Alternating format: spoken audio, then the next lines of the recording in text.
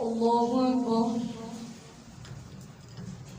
الحمد لله رب العالمين الرحمن الرحيم مالك يوم الدين إياك نعبد وإياك نستعين اهدنا الصراط المستقيم صراط الذين أنعمت عليهم غير المغضوب عليهم ولا الضالين.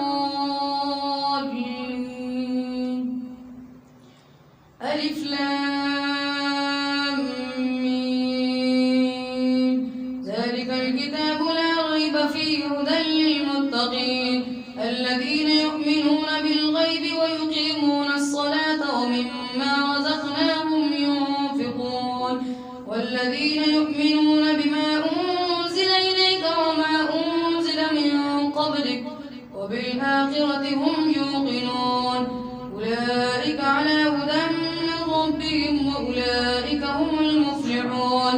إن الذين كفروا سواء عليهم أنذرتهم أم لم تنذرهم لا يؤمنون ختم الله على قلوبهم وعلى سمعهم وعلى أبصارهم غشاوة ولهم عذاب عظيم. ومن الناس من يقول آمنا بالله وباليوم الآخر وما هم بمؤمنين يخادعون الله والذين آمنوا وما يخدعون إلا أنفسهم وما يشعرون في قلوبهم مرض فزادهم الله مرضا ولهم عذاب أليم بما كانوا يكذبون. وإذا قيل لهم لا تفسدوا في الأرض قالوا إنما نحن مصلحون ألا إنهم هم المفسدون ولكن لا يشعرون. وإذا قيل لهم آمنوا كما آمن الناس قالوا أنؤمن كما آمن السفهاء ألا إنهم هم السفهاء ولكن لا يعلمون.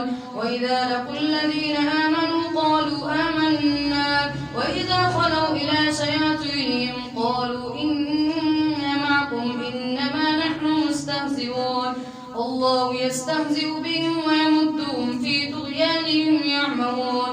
أولئك الذين اشتروا الضلالة بالهدى فما ربحت تجارتهم وما كانوا مهتدين. مثلهم كمثل الذي استوقد نارا فلما أضاءت ما حوله ذهب الله بنورهم وتركهم في ظلمات لا يبصرون صم بكم عمي فهم لا يرجعون أو كصيب من السماء فيه ظلمات ورعد وبرق يجعلون أصابعهم في آذانهم من الصواعق حذر الموت والله محيط بالكافرين يكاد البرق